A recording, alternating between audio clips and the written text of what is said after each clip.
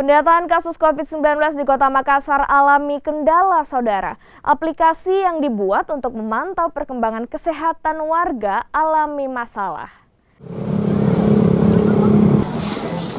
Data kondisi kesehatan warga di tiap RT RW di Kota Makassar yang telah jalani pemeriksaan kesehatan alami masalah.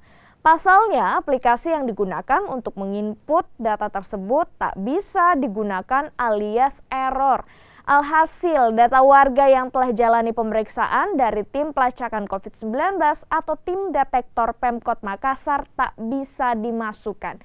Bermasalahnya aplikasi pendataan ini pun telah dilaporkan untuk bisa segera dibenahi.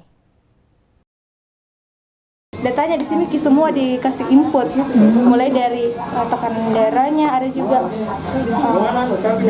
suhu badan, saturasi oksigennya, denyut nadinya, tekanan darahnya kita input semua di dalam sini. Jadi dengan ini apakah terhambat pekerjaan atau seperti apa? Iya, terhambat karena gini aplikasinya tidak bisa kita data input.